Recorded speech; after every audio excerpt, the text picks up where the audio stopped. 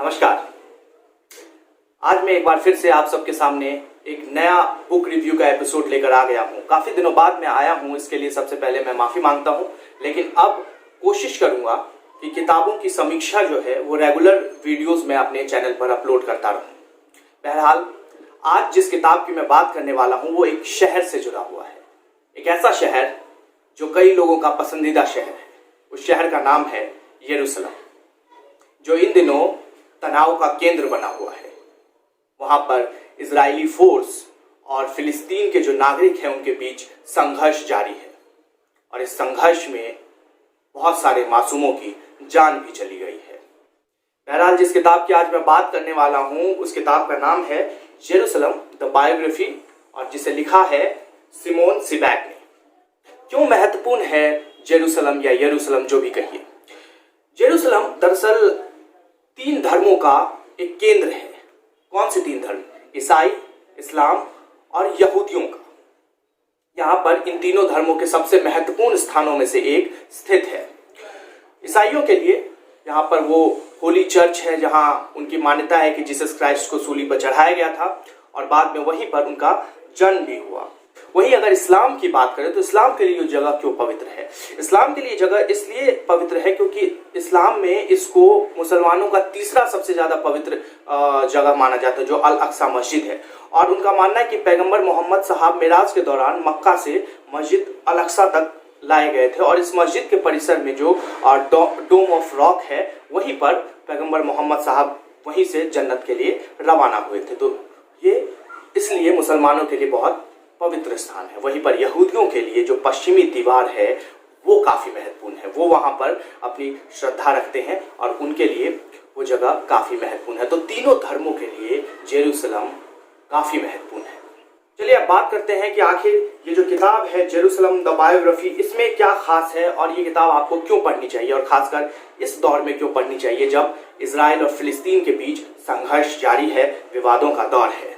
ऐसे में ये किताब क्यों पढ़े? यह किताब निश्चित रूप से अगर मैं कहूं तो ये जेरूसलम शहर की जीवनी है। इस किताब में आपको 3000 सालों का इतिहास मिलेगा और राइटर की तारीफ करनी होगी कि बारीक से बारीक चीज इसमें मेंशन किया गया है। और सबसे खास बात क्या है पता है इस किताब की?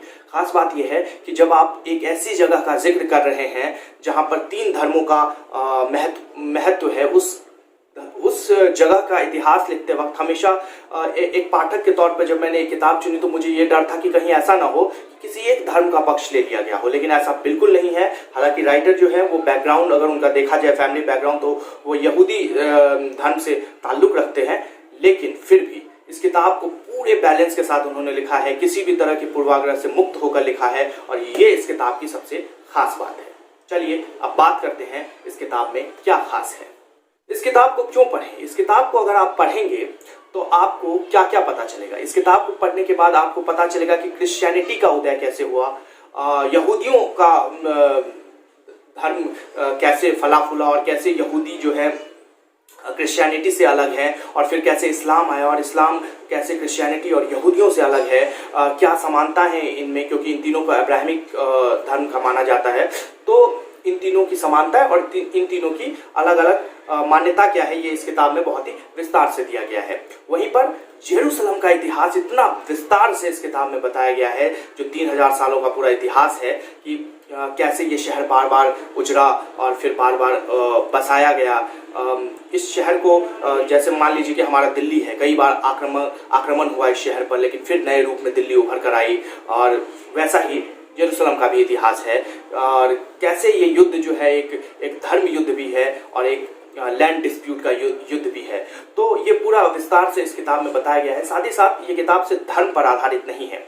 ये इस किताब में आपको जो है इतिहास के बहुत महत्वपूर्ण घटनाएं जो है उसकी जानकारी मिलेगी, जैसे ऑटोमन एम्पायर कैसे आया, world war 1, world war 2, Hitler ने कैसे यहूदियों का कत्लेआम किया, उसके बाद कैसे इजराइल एक मुल्क बना, कैसे ब्रिटिश कॉलोनी के अंदर फिलिस्तीन था, जो अंग्रेजी सरकार ने एक ऑर्डर पास किया जिसके तहत फिलिस्तीन के 2 हिस्से हो गए, एक इजराइल बन गया।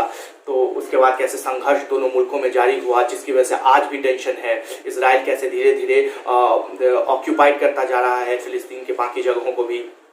कैसे हमास का उदय हुआ, इन सब के दरमियान क्या शांति वार्ता के लिए कोशिशें हुई, सब कुछ है इस किताब में। तो आपको अगर विस्तार से इजराइल और फिलिस्तीन का विवाद समझना है तो निश्चित तौर पर इस किताब को एक बार जरूर पढ़िए। अब बात कर लेते हैं इस किताब में कमी क्या है। एक रीडर के तौर पर मुझे इस किताब में सिर्फ एक कमी नजर आई और वो कमी है फुटनोट्स की।